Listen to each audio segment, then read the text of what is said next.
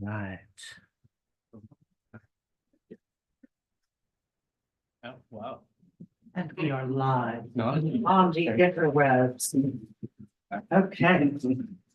So welcome everyone to The Bards Are Ours.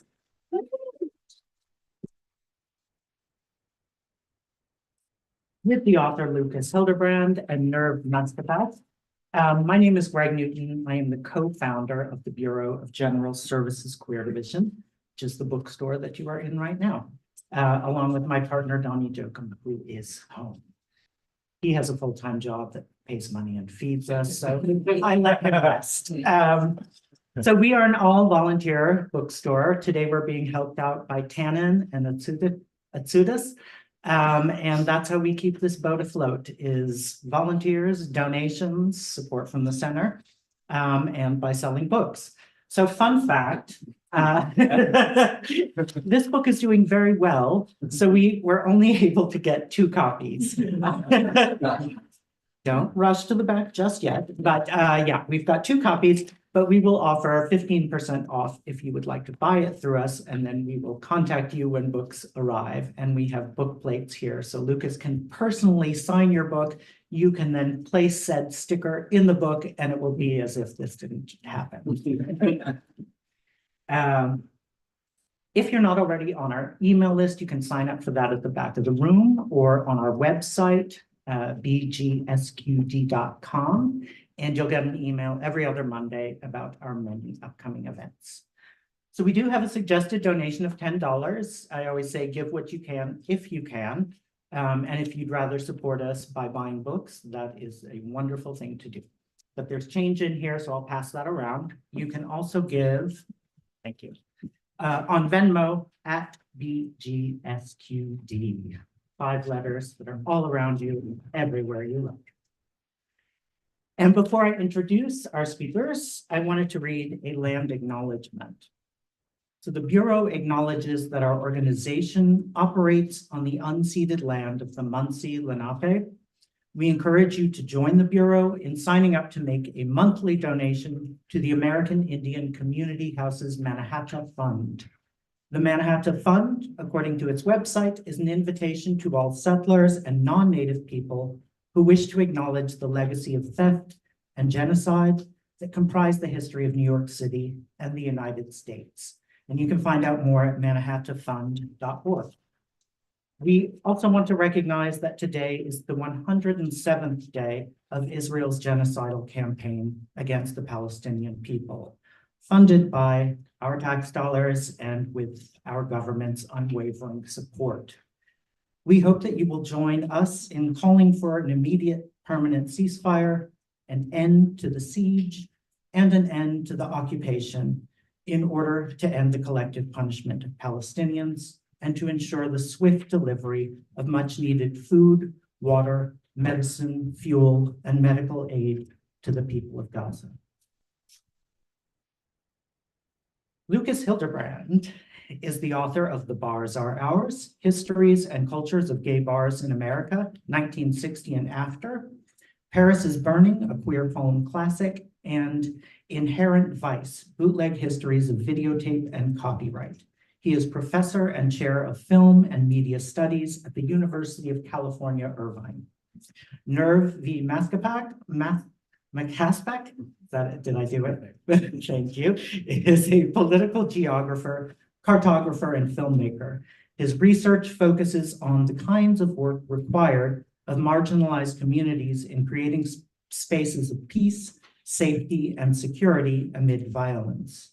He is published in Geopolitics, International Peacekeeping, Journal of Pacifism and Nonviolence, Geography Compass, and Human Rights Review. He is assistant professor of information studies at Queens College's Graduate School of Library and Information Studies and doctoral faculty at the Earth and Environmental Sciences at the Graduate Center, CUNY. Please give them both a very warm welcome.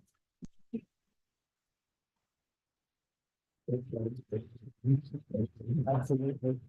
Thanks. Thank you again, Greg. And thank you to the Bureau for helping us welcome Lucas back to New York City to talk about his book. Okay, I would like to thank Greg and the volunteers as well as a number of familiar faces in the audience and also the strangers in the audience. Thank you for showing up. And I'd like to thank Nerve for being both in conversation today, but Nerve also actually contributed one of the maps in the book for the Boston chapter. So this is part of an ongoing conversation and collaboration in this book. And friendship. And friendship, yes. Yeah.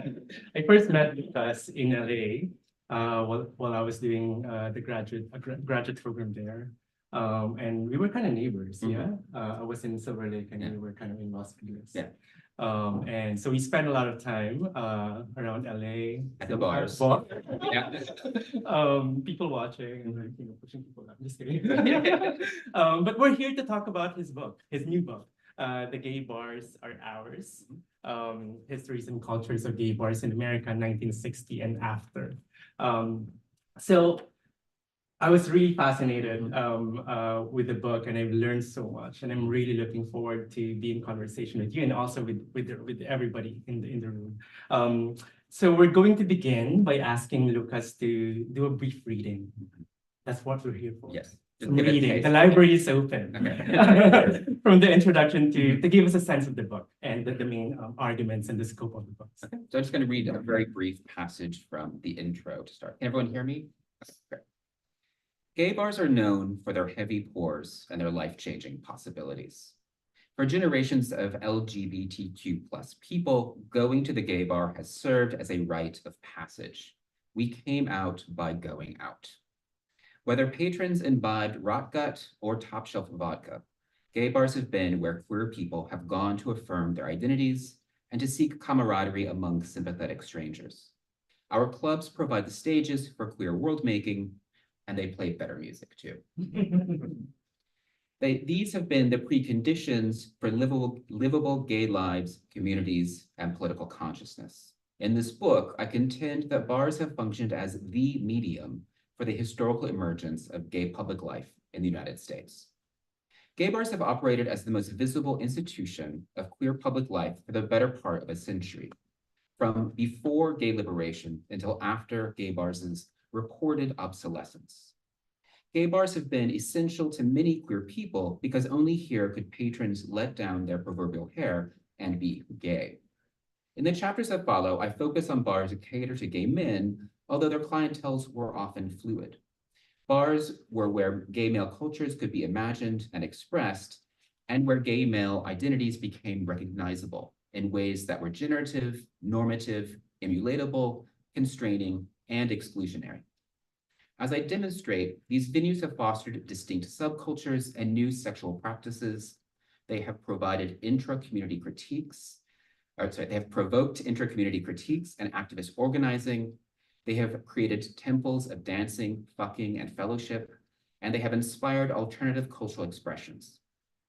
Bars in general, i.e. not just gay ones, have been conceptualized as informal public third places, distinct from the home and the workplace, that provide both the basis for community and the celebration of it. They may also be understood as public spheres or even counter-publics for producing debate and dissent. As the primary institution of gay public life, bars have performed each of these roles. I argue that most gay political and cultural formations of the recent past developed out of or in reaction to the bars. Today, queer people still gather at bars to toast political gains and to mourn community losses. Gay bars promise conversational wit, lurid gossip, felicitous music, virtuosic drag queens, nubile eye candy, untirable dancing, flirtatious physical touch, and maybe romantic love. This fantasy does, just often enough, come true by the alchemy of laughter, endorphins, pheromones, and alcohol and drugs. For young queers, going out to gay bars and dance clubs can be revelatory, even giving them the feeling that they are inventing queer nightlife itself when they are actually inventing themselves. For aging queens, like me, Bars' familiarity can feel tedious, comforting, or just novel enough to be reinvigorating. As an introvert, I have rarely found gay bars to be as genial as safe spaces purport to be, and I am laughably inept at cruising. I'm also usually ready to depart as soon as my happy buzz fades into drowsiness. Even so, almost every time I go out, there's a peculiar moment, detail, song, or encounter that makes me feel like gay bars are where queerness flowers. A good night at a gay bar can be very persuasive, and I keep going back out of that sense of potential.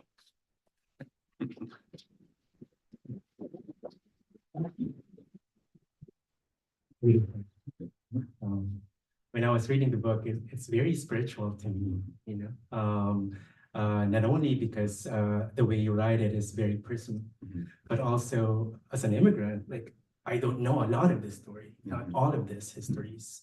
And to learn from the book and the work that you did, which I'm very, very grateful for doing this first nationwide history of gay bars in America, is really transformative for someone like me. And what I wanted to begin our conversation with is really, as political geographer, as a geographer, I love talking about space, and your attention to gay bars as places and as spaces and as infrastructures for world making, right? But also as a form, as a medium, as you mentioned, as a medium that really allowed and facilitated the emergence of gay public life, which means, you know, as I understand, gay culture, gay politics, right? The sense of togetherness, fellowship, right? So I'm really interested in this kind of framing of the book in terms of this attention to space and the processes that allow gay bars to function as this kind of spaces.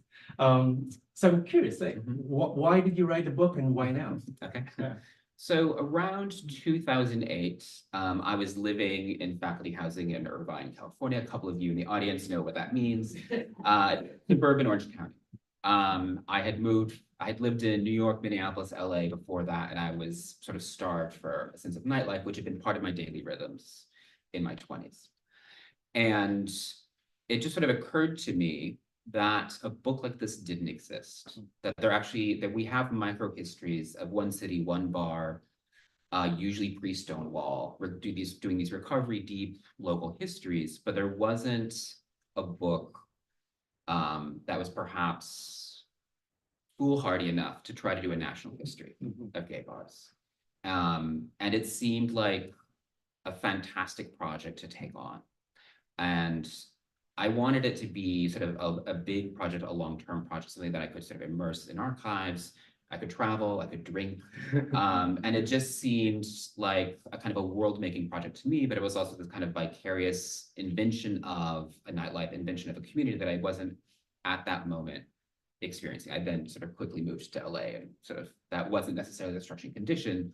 But I was really interested in producing a book on a national scope of gay bars that told a story that was actually in many ways parallel to my first book, which was about the histories of home video, VHS tape, and its intersections with copyright. And so when I was working on my dissertation, which became the first book, VHS was dying. It was being replaced by DVDs, by DVRs, later on streaming and YouTube. And I was always interested in these pervasive cultural forms that fundamentally shape and change how we access the world, but that were so ubiquitous that scholars hadn't thought about actually writing about them as sort of these structural conditions.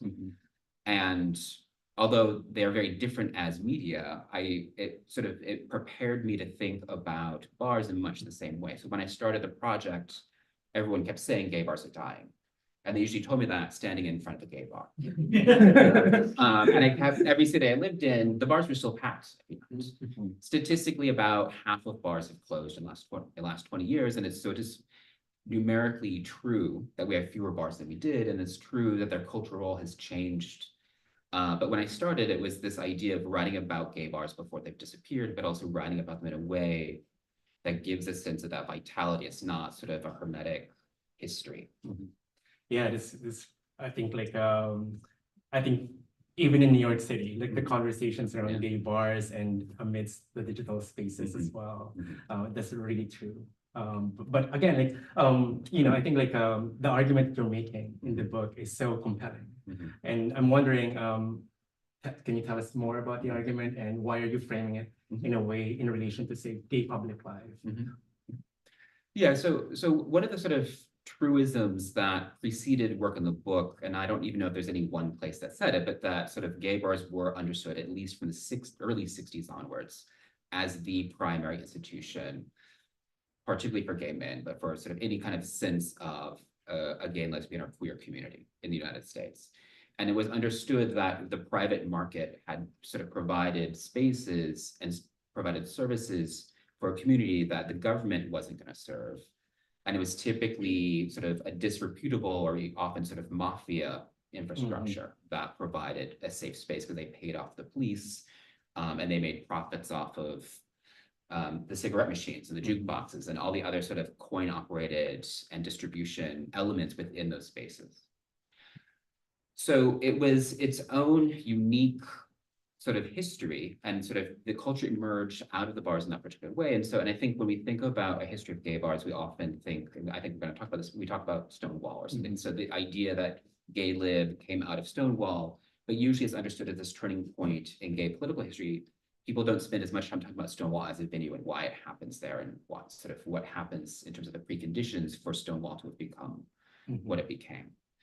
And as I traveled to do research, I didn't necessarily know what cities would be in the book. And I had a rough idea what might be topics of chapters, but I really let the archive tell me what stories were tellable.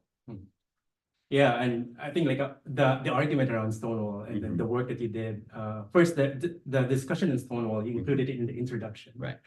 Which I thought was a compelling move because, as you mentioned, it's like the flashpoint, right? The key site when we talk about gay politics and gay activism, pride marches, etc.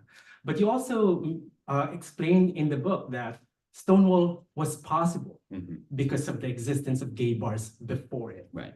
Yeah. Can you tell us a little bit more about Yeah, so basically one of the arguments I make is that although Stonewall could be understood as this sort of pivotal moment in gay political history, it's actually not a pivotal moment in gay bar history. That there was already a fully developed, relatively stable, sort of enfranchised sense of gay bar culture. And that it's sort of when that was under threat of being taken away, people protested after a series of raids and harassments. And that many of the elements that we see in terms of who went to the Stonewall, who it served, and the cultures within it, also have parallels in other cities. So I read about bars in Kansas City and Boston that sounded very similar to the Stonewall in terms of the clientele that it served, in terms of what was happening there, that the Stonewall isn't the singular case. And in many ways, I had to figure out how to include Stonewall in the book. Obviously, you can't write a book about the history of the bars and acknowledge Stonewall, but I didn't want it to be a chapter on Stonewall. And so the intro seemed to be the only place that it made sense to do that. Yeah, and one particular element to that story is that you mentioned in the book that within Stonewall, it really didn't invent a particular culture, right? But still served this particular political purpose. Let's talk about the methods here. Sure. Because I remember the first time that I heard this project, you were thinking of a road trip. Yeah. Yeah, can you tell us a little bit like what was the approach here? What were the methods that you did or you deployed? And also thinking about queer archives, which you discuss in the book.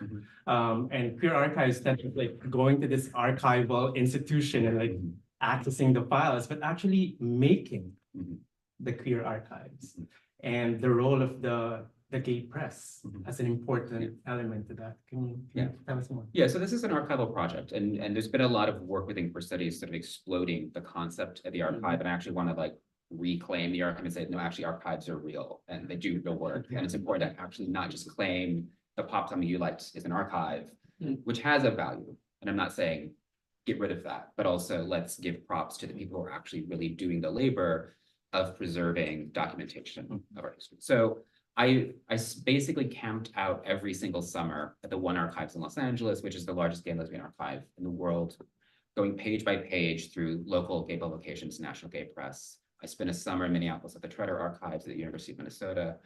And then I also did, anytime I had a conference in a city, I would go to whatever local collections were there. I did a couple of road trips. I hate flying, so I was like, I'm just gonna get in the car and hit as many cities as I possibly can.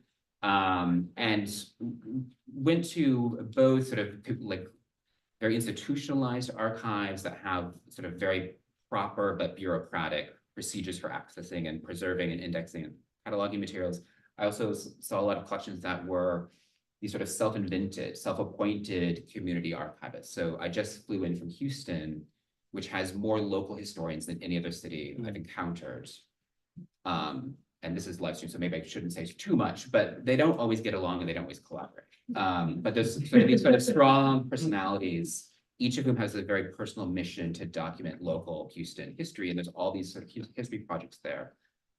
So Houston is a chapter in the book because there's been so much work to document, but also commemorate the role of Houston that has a very clear specificity within these. So it was in going to as many cities as I could that I began to sort of conceptualize what cities would be in the book, what the chapters would be, what they would cover. There were cities I assumed would have chapters that didn't end up having chapters. I did research there and they're fabulous cities. There's good materials, but they didn't do the thing that I needed them to do. There's other cities that are perhaps unexpected, but the archive allowed me to flesh out certain histories and accounts that otherwise might have been overlooked. It was also very deliberate to me, and I'm saying this in New York, but that it not be a New York, San Francisco book. So New York and San Francisco and LA are actually in the back half of the book. It starts in the Midwest in the center. To sort of rethink and remap where history existed and where gay bar cultures formed. So we have Chicago, Kansas City, Denver, sort of other cities sort of in the center of the country sort of as a starting point to rethink these sort of chains of influences, but also the idea that sort of local cultures emerge to invent leather bars, to invent drag, to do these kinds of things. Yeah, and I think like I really recommend reading the book. Like part of the for me, like the curiosity and the excitement of reading the book is really some of these things that you discovered in the archives, you know, like matchboxes, like trick cards where people used to write names of their tricks. I mean, come on, you know? Should be printing some of those again. And then between chapters, there's interludes that are sort of these small, they're mini chapters that are about a particular night out, so like a night out or a couple nights out in Detroit, or a particular document I found in Seattle, or sort of an advertisement from Denver, and sort of unpacking sort of other ways of knowing these histories that maybe aren't a fully developed chapter, but also sort of index different kinds of objects, histories, experiences that speak to this history. Can I ask one more, again, follow up with the gay press? So just like, can you tell us like the importance of gay press as an archive, right? And what did the gay press, reveal in your research? Yeah, so we see sort of a really robust gay press starting in the 1960s, particularly in the major cities. By the end of the 60s, the Advocate, which is based on the just becomes national in the 1970s. And I feel like the gay press is this really expansive account of our queer history that, to my knowledge, virtually no historians actually access or look at or actually sort of work through as documenting this past. And yet, both national and local gay archives are full of back issues of the gay press. Very little of it has been digitized. When I started, none of it had been digitized. Some of the major periodicals, like the Bay Area Reporter, the Advocate, maybe the Washington Blade, maybe Gay Community News in Boston, have subsequently been partially digitized and searchable. But half of the chapters in the book really come out of the gay press, and there'd be these certain moments where there would be a lot of reporting on a particular issue, a particular bar, and it allowed me to make a chapter out of that. So for instance, the chapter that talks about gentrification is Boston, because there's a very early and very extensive debate, commentary, reporting about tensions between sort of gay homeowners and sort of people who were gentrifying a certain neighborhood, and the nightclubs that attracted the lumpen proletariat of the queer community, and sort of the frictions between those. And it was sort of the gays versus the queers already in the early 1970s in terms of sort of who has the right to public space and how does that manifest? Mhm.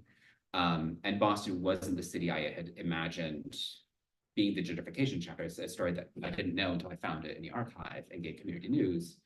But it actually was the most developed account of that I found.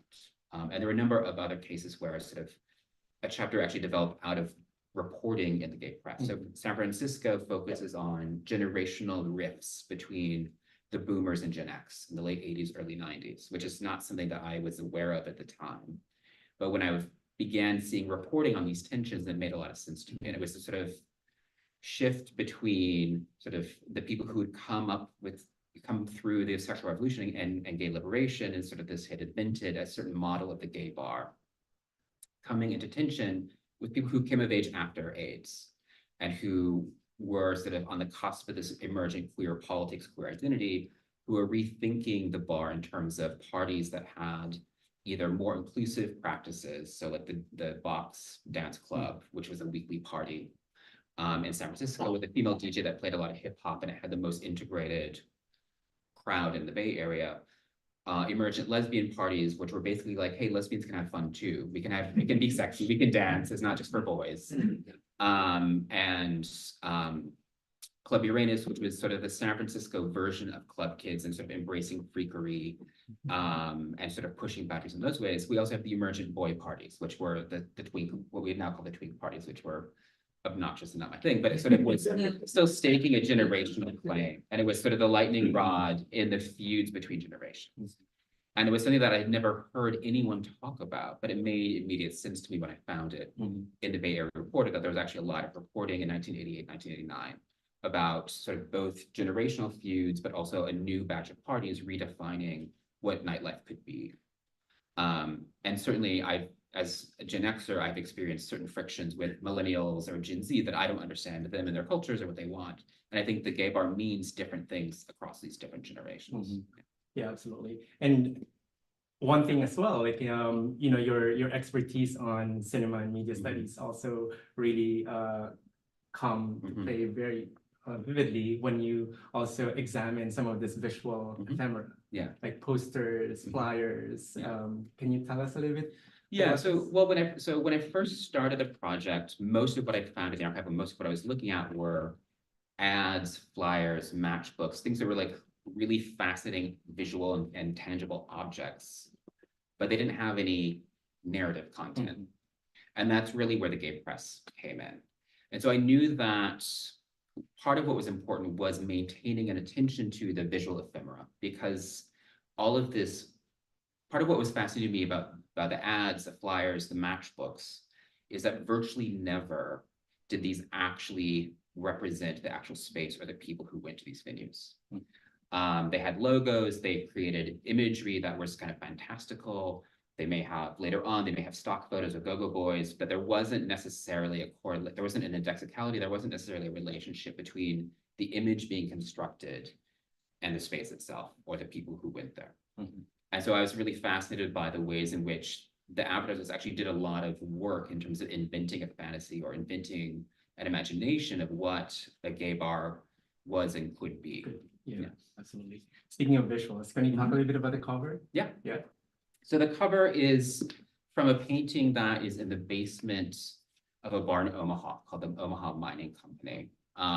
It's actually a painting of the ambush in San Francisco, which was the South of Market bar. The artist who made it worked at the ambush and had made a number of paintings, and he would go on annual trips to Europe and see exhibitions that would be influenced by a different style. So his work is very eclectic. Every painting is a different sort of genre of painting influenced by whatever he saw on that trip. He passed away, I believe, in the early 90s. And then at some point, his estate had an auction and a collection of his work ended up in Omaha in the basement of this bar. I grew up in South Dakota. I was visiting my parents in Sioux Falls, was on my way to Kansas City for research, stopped for a night in Omaha, which is midway, and just thought, well, let me check out what's happening here. Wandered down to the basement, saw this painting a decade ago, and was like, well, that has to be the cover of the book. And sort of last summer we photographed it and got it on the cover. So it's a perfect cover. Yeah. It's a beautiful cover. Thank you. Yeah. Well, since we're in New York, can I request you to read the opening of Sure. the New York chapter? Sure. This wasn't choreographed at all. Okay. New York, welcome to the Pleasure Dome. Legends of Sex and Dancing in New York City, the title. Quote, Flamingo could assemble all the necessary ingredients, the beauties and jesters, the intellectuals and artists, the social climbers and power brokers. It showed that there could in fact be a gay society, that one could in fact make the society and make one's way in it, end quote. So states a tribute to the Flamingo gay disco upon its closing in spring 1981. This writer positions the Flamingo as gay disco's classic phase, which manifested the promise of gay liberation for white men during the 1970s. However, the Saint Disco quickly usurped the Flamingo status when it opened in 1980. Resuming quotation. To have been at the Flamingo at the height of its glory was to have imagined oneself for a night or a moment at the center of the world, end quote. I take this last statement as emblematic of how gay New York saw itself then and still does, the center of the world. I don't disagree with that sentiment. In the Liberation era, gay men built new institutions that advanced the politics of pleasure and sex and dancing. In New York City, these influential clubs suggested that a new gay world was possible, if not sustainable. New York's nightclubs often take center stage in popular histories and the cultural imaginary of queer nightlife. Gotham is perhaps the only place where venues have achieved such name recognition beyond the city that they stand in for the very ideas of gay liberation, bacchanalia, and disco, with the likes of the Stonewall Inn, the Continental Baths, and Studio 54. For gay men living in the city, the Anvil, the Mine Shaft, the Paradise Garage, and the Saint likewise defined their times. During the first decade of the AIDS crisis, New York City was most affected in terms of cases and the best documented site for activism and media coverage. Each major city had its own versions of gay political awakenings, of bathhouses and sex clubs, of discos, and of the AIDS crisis. And San Francisco offered the other most prominent version of what gay life could be like and its nearest actualization. Yet whereas San Francisco remained a gay mecca unto itself, New York sought to lead the rest of the world. Rather than turn away from the city's outside influence or what might be called the city's pompous self-aggrandizement, in this chapter, I look to it for the city's myth-making status, its sense of invention, its ambition, its overstimulation, its hype, and its lure all contribute to its cultural power. This chapter is something of a greatest hits compilation, referencing the clubs that made the biggest splash in their moment and continue to be the most replayed. The specific conditions in New York as a city on the brink in the 1970s, which offered cheap real estate and anything goes nihilism, and as a media capital, positioned it to be where new sexual formations could be both explored and publicized. The city fosters a bar culture and operates on a 24-hour schedule, including its subway, which is virtually unmatched anywhere else in the world. The city's competitive streak likewise pushed these experiments in public sex and queer venues to be the most and the best the world had ever seen.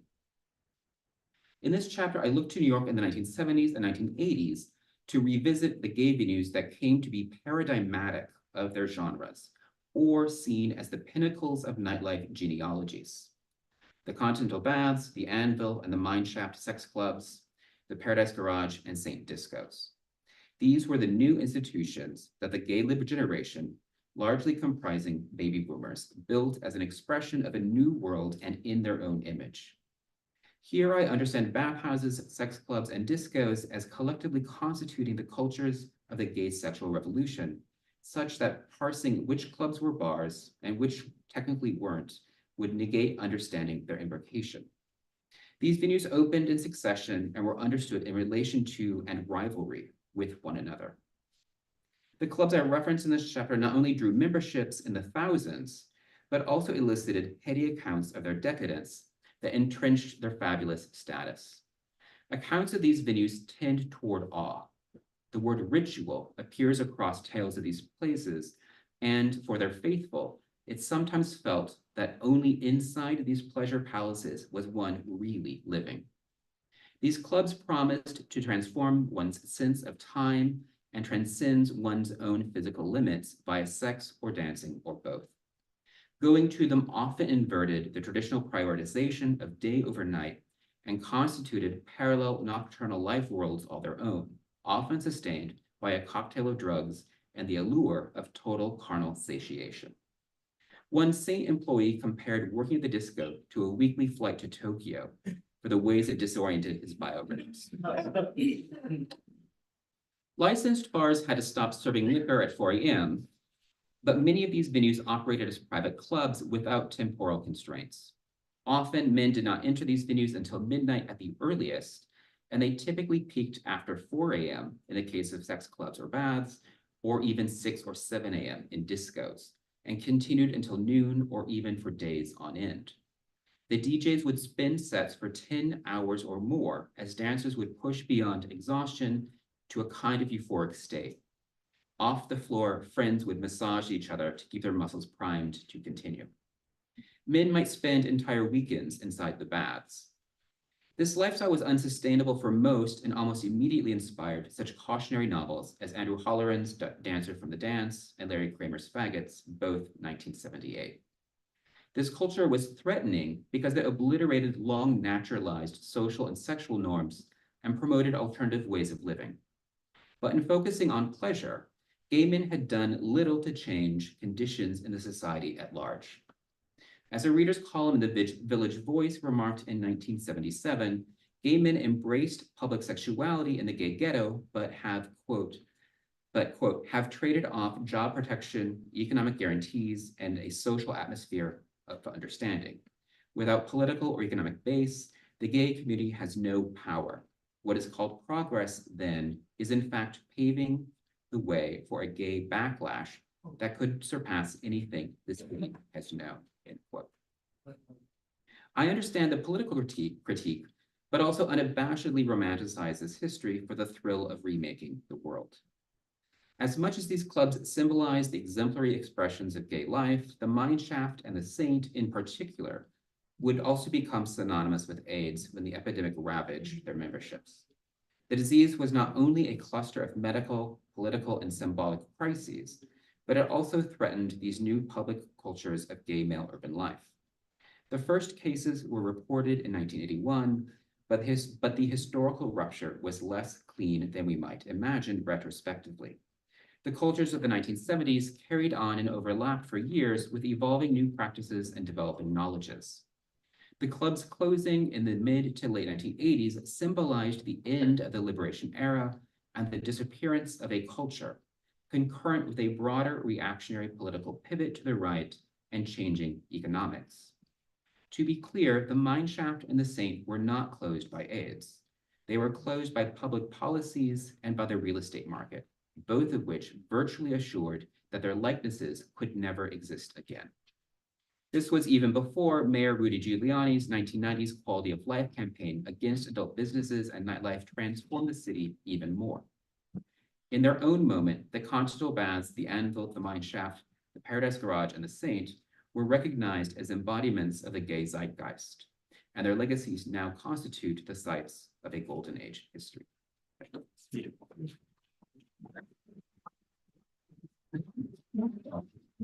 There's a lot of sex and dancing and drugs after that. Yeah.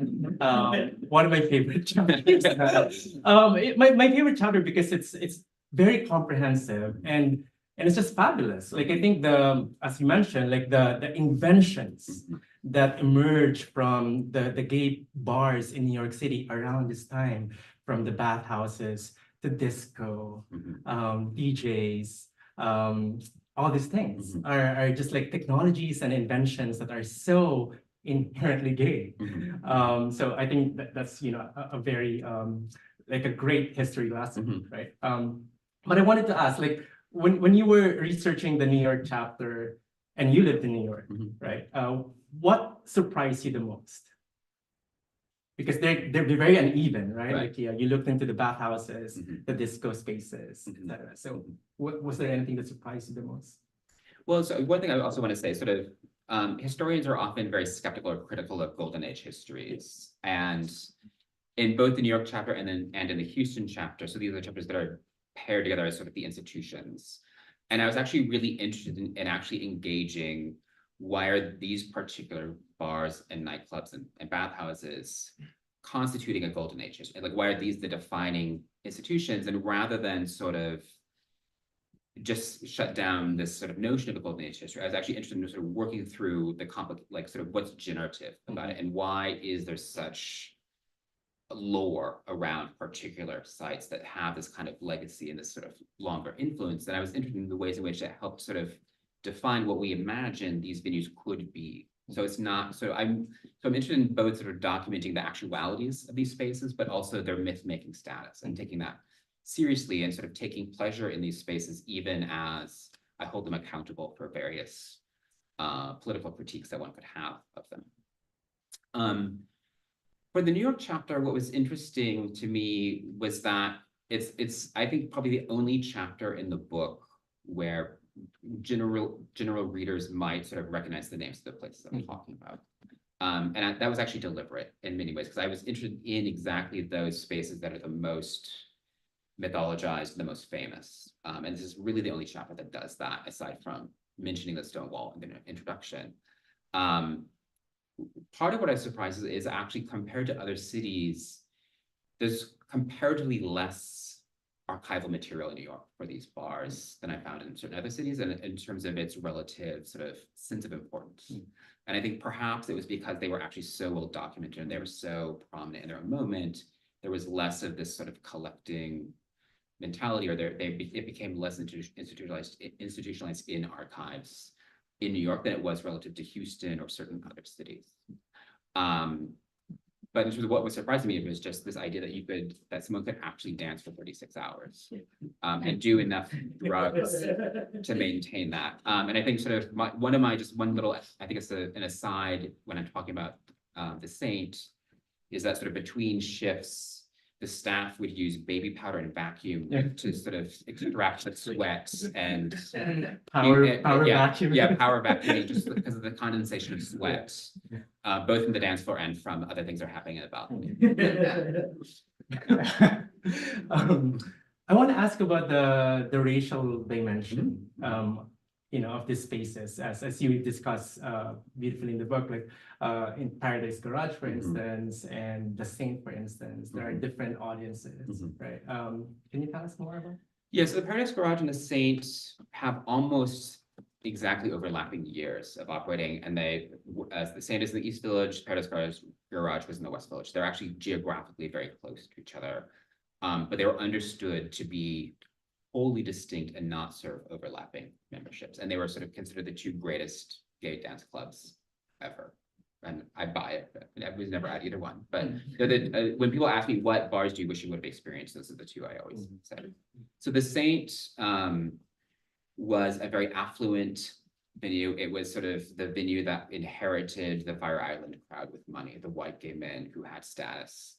And part of what was fabulous about it was its built environment. There was a planetarium dome over the dance floor. It had the best light show ever constructed inside of a dance club. When it opened, the floor was painted black and no one could tell the horizon. And people were like toppling over because they were so disorienting to be dancing in outer space, effectively. The Paradise Garage was literally in a garage that was turned into a nightclub. Larry Levan, who was the DJ there, and it was really built around his musical genius, was understood to be the best dance club for the music and for the dancing. So one was about status, scene, built environment. Less about the DJ. Less about, yeah, and they actually deliberately downplayed who the DJs were, and they didn't have a single house DJ. They rotated DJs so that it wouldn't become a cult of a particular DJ at the Saint. Whereas Paradise Garage was entirely a cult of Larry Levan. And it was about sort of intensive, you went there to dance, you went there to sweat, and to have this kind of amazing transcendent experience. Wonderful. Yeah. But they were understood as wholly distinct. Yeah, like different kind of so the Paradise Garage attracted primarily a Black and Latinx audience, even though it was white owned. And it's the same discussion that you did with Stonewall, right? Like the clientele of Stonewall was largely white, but still it served as a sanctuary for trans folks, but also for Latinx Right. communities. Right, there. it was the most inclusive bar in the village. It was the largest bar in the Yeah. village, and it had a dance floor to let people dance. And so Mhm. all those things were conditions that allowed for a more radicalizable Yeah. audience. How do you make sense of these tensions between different gay bars? You know, like he talked about Stonewall in relation to Julius, for Mhm, instance, during that sip-in Mhm. moment, and you know, Paradise Garage and the Saint. Mhm.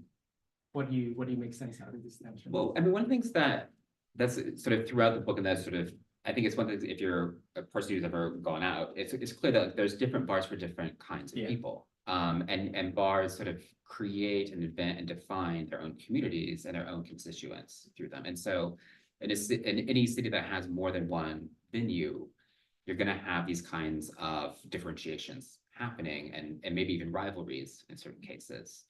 And one of the things I talk about throughout the book is that the smaller the city or the more rural the bar, the more actually mixed it's going to be in terms of its clientele because it's serving a whole community.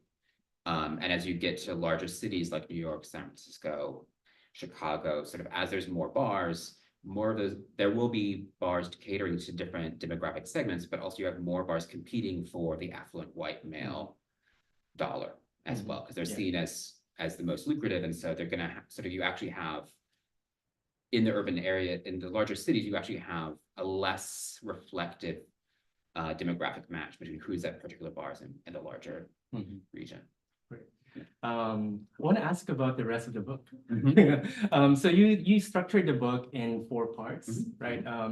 Culture, politics, Mhm. institutions, And alternatives. and Yeah. like reinventions or Something, yeah. And then you included Mhm. 2 chapters, 2 cities Mhm. per part, and also 2 interludes. Mhm. How did you Mhm. how did you develop this structure? Yes, so when I first started the book, I had this impossible structure in mind, which is that every city would have, every chapter would be multiple cities Mhm. to talk about a particular issue, which meant I could never write the book because I would have had to finish all the research before I ever started anything. And then finally I made peace with like each city is digestible. I mean, each chapter is digestible because about one city that does one thing, but it's scalable, sort of both sort of locally and nationally and sort of past and present. So the structure, so the first chapter talks about the invention of leather bars in Chicago. So the most famous leather bar, sort of outside of New York, if you're not from New York, is the Gold Coast in Chicago. And then I have a chapter on drag in Kansas City. So there was a drag bar that was a gay bar and a female impersonation lounge, which was for straight tourists and people on dates. They were 1 block apart. They had the same owners, same talent. They meant different things. And they different, and one was gay and one was clearly not sort of understood as gay. And sort of that helped define the emergence of the gay bar as having a particular culture and a particular scene, and in terms of what drag's role is within that. Then the next 2 chapters, which focus on politics, one is on gentrification in Boston, which I mentioned briefly. The other is about discrimination in Atlanta. And so sort of both the very well-documented histories of exclusionary carding policies and practices at bars in terms of not allowing men of color, women, trans people into venues, and within Atlanta, particularly racial discrimination at bars, but it was documented in cities across the country.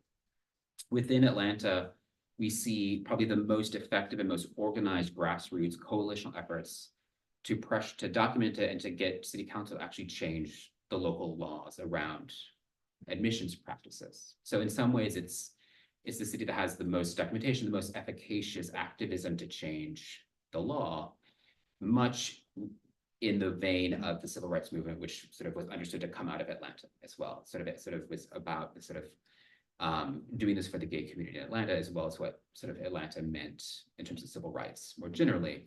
But what we find is that it doesn't change the culture. It doesn't actually integrate the bar socially. What we see instead is the emergence of a parallel Black gay scene with their own vibrant clubs, but there really isn't ever this moment of true integration, despite sort of certain kinds of activism. Then we move to institutions, so New York, Houston, which talks about a single bar in Houston called Mary's, which was basically ground zero of both sexual bacchanalia and political organizing and the AIDS crisis. And it's this sort of amazing sight of all these sort of generative things in this bar that was kind of a free-for-all kind of a bar. No offense to New York, it's my favorite. And then I move on to San Francisco and talk about this generational divides and sort of reinventing nightlife for next generation. Post-disco, and then the LA chapter is the last chapter, which talks about the Latinx venues in LA, and then it closes with a blog on Pulse. Yeah, and can you talk to us about the decision to end the book? I understand as you were writing Yeah. the book, the massacre happened. Yeah. So basically, I've been working on this for 15 years. That's why. I knew I had a historical starting point of 1960. So one of the things I say, and other historians have, like Martin Meeker, have spoken to the idea that sort of by about 1960, we have a gay press, we have legal precedents around gay spaces. We begin to have out gay bar owners. We have bars that are like unambiguously gay. They're not just sort of secretly, or sort of, they're not just sort of permissive straight bars, but there's like actually like there is a gay bar culture by about 1960 that has coalesced, which is why the book starts there.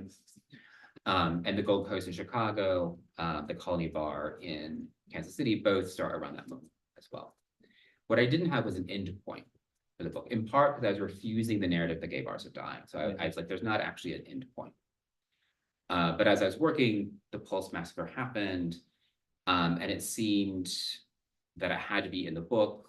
And it seemed like a very sort of obvious place to end, not so much to dwell on the events and sort of the horror of what happened, but to think about how that particular that particular tragedy really produced a wave of think pieces about the value of queer nightlife, and particularly queer Latinx nightlife. But sort of more than any other moment, aside from maybe Stonewall, produced discourses and attention to the continued importance of queer nightlife. Yeah.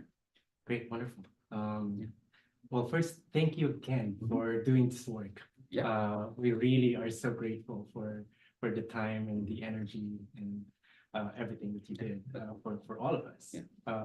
So maybe we can open up the Yeah. conversation to get some questions from our fellow folks here. I also invite stories. Yeah, definitely. And there's a spot on the website where you can actually also contribute. So I'll go a couple plugs. So my website, which is just myname.com, has links to both a YouTube playlist, which is comprehensive, and a Spotify playlist. So there's like soundtrack for the book. There's gallery with additional images. But there's also a page where you can share your own bar stories, and then there's a blog where I'll post stories that have been submitted. So one of the things I learned immediately in traveling to do this work is that everyone's sense of gay bar history is very personal and subjective. And so usually the first or second question I would get when I would meet a stranger is, well, of course you're going to write about X bar that I went to when I was 19, and that shaped my experience in Charlotte, or whatever city they grew up in. And I was always like, well, no, I can't possibly talk about your bar in the way that was meaningful to you.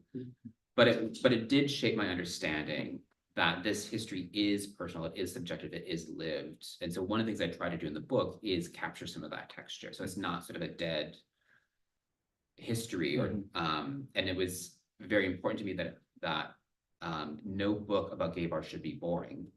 So I really try to like, it always needs a playlist. Yeah, so I force as much music and sex and fun as I possibly can. Yeah.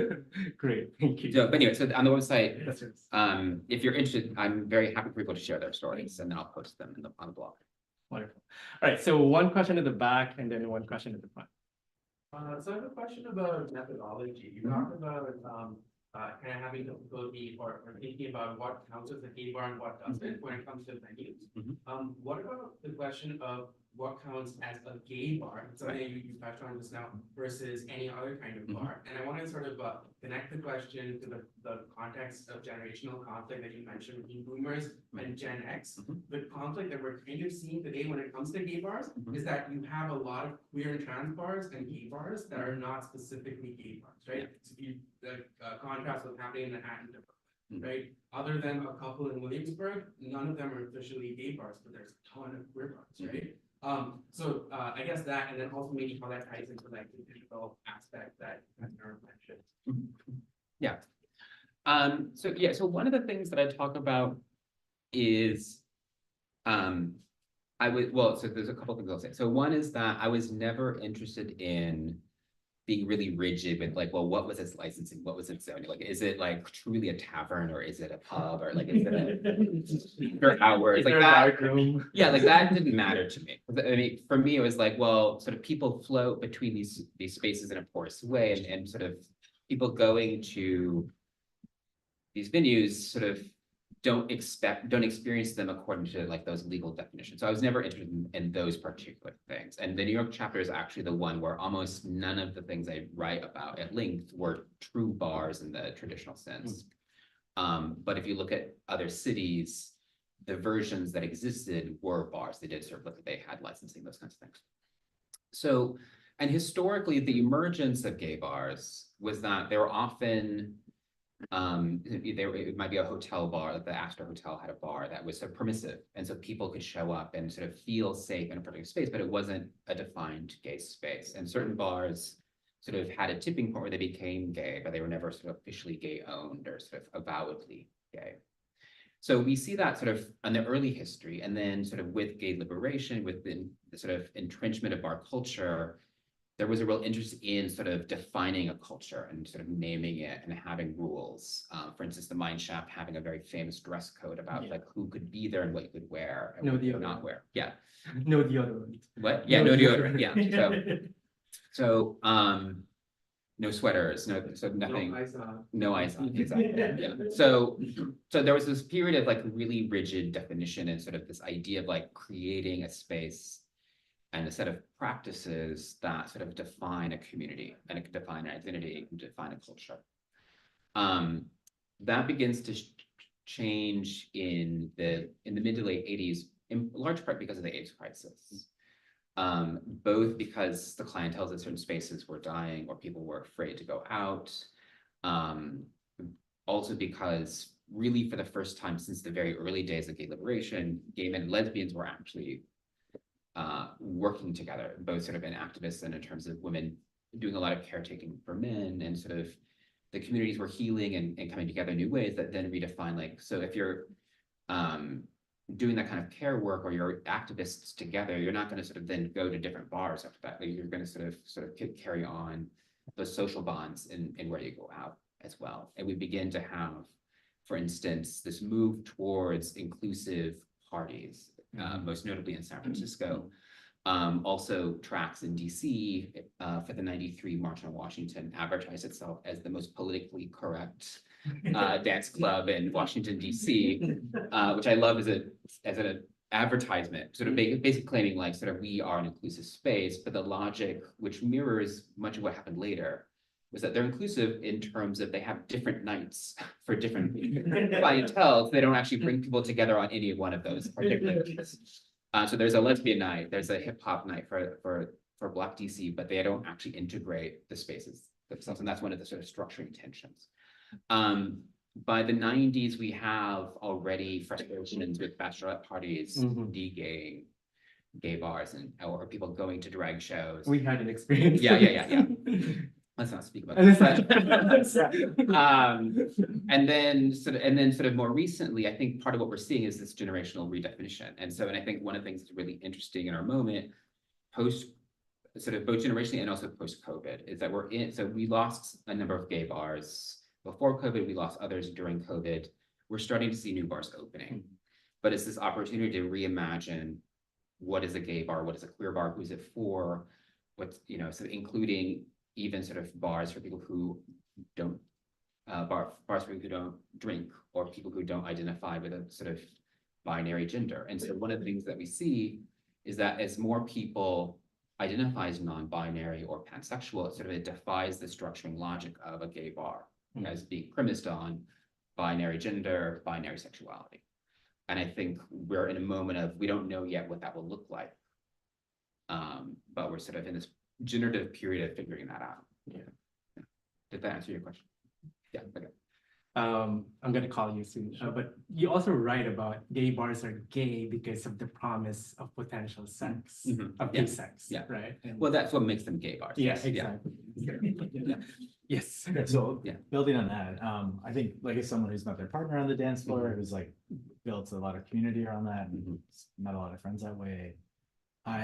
When I hear younger folks, like Mhm. let's say Gen Z folks that are talking about like, yeah, gay bars aren't important anymore, or gay bars should be for everybody. Mhm.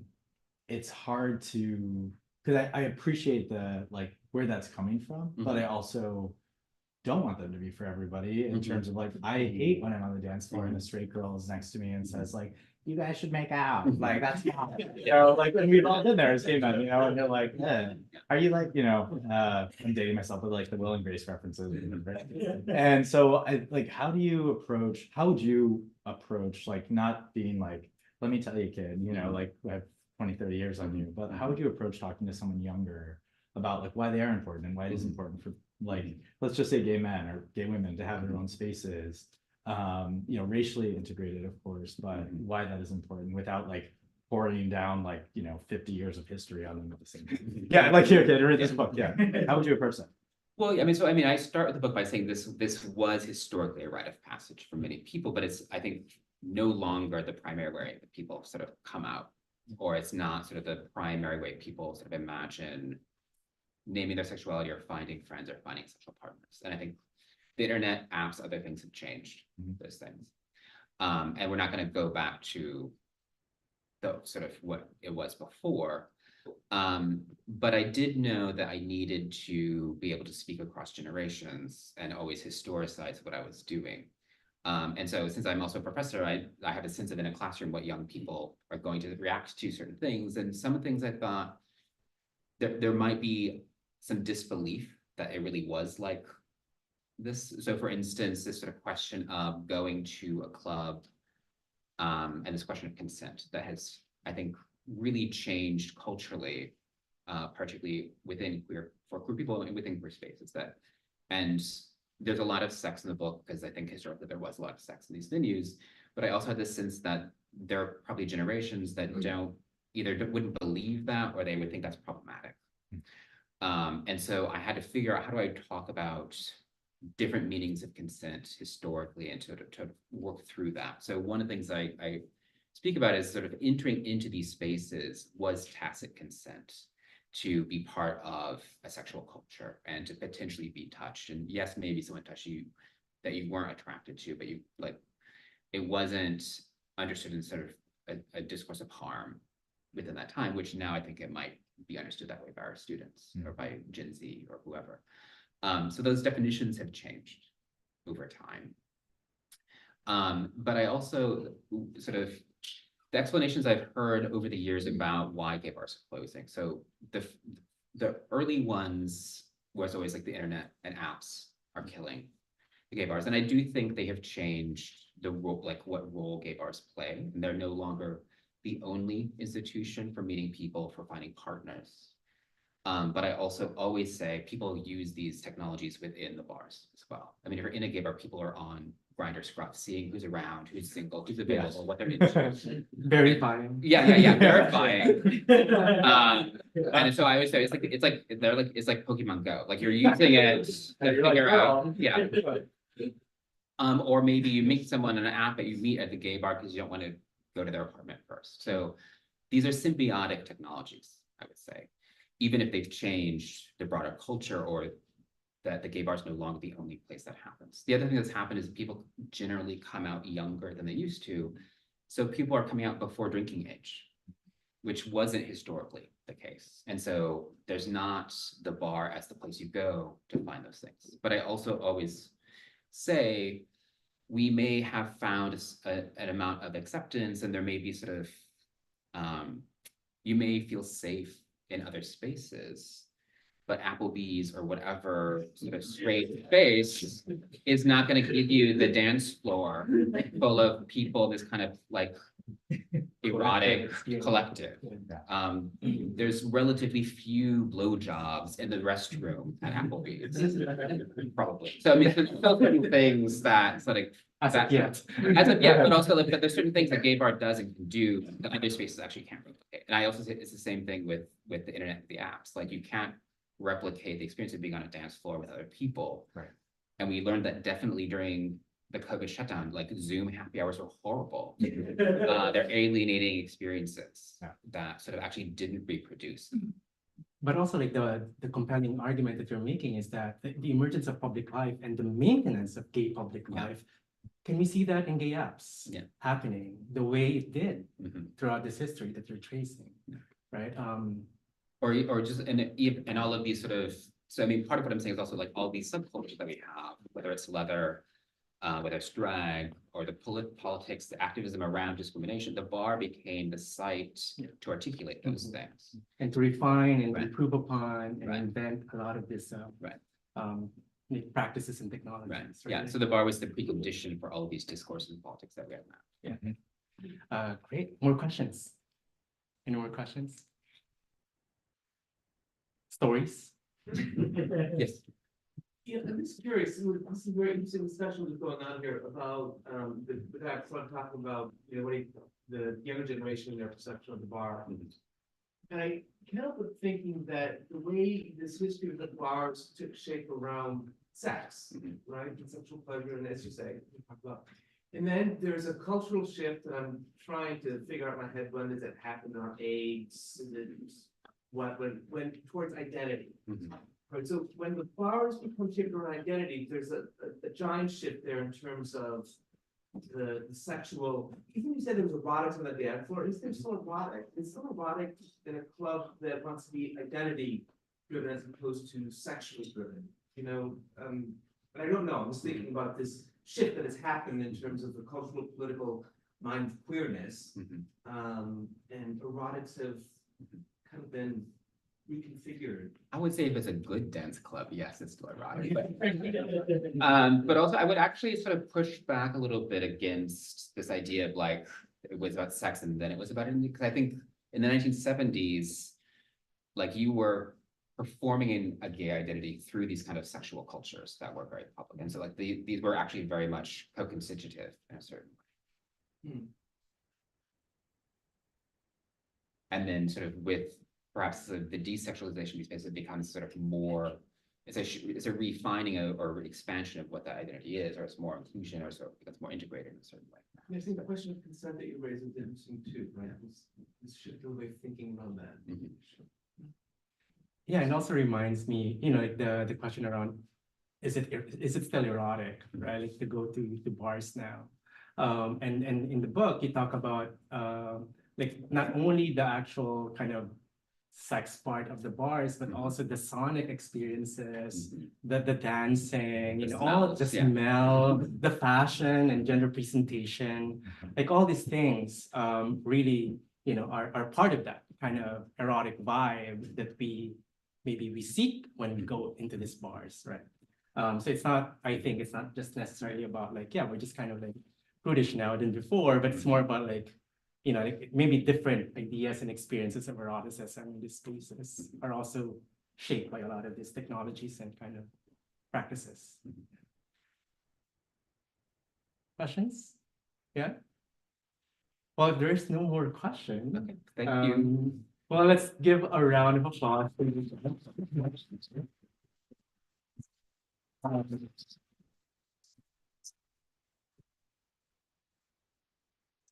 And we would love to thank again Greg Thank you, and Greg the and Bureau for allowing us to be with everybody this afternoon and to welcome Lucas back to New York. Okay. And thank you to Nerd for being my.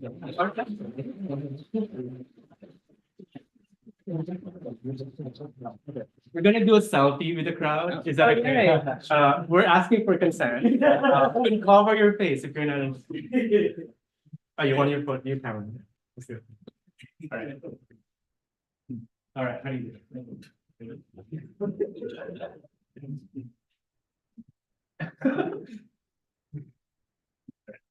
Ready? Wait.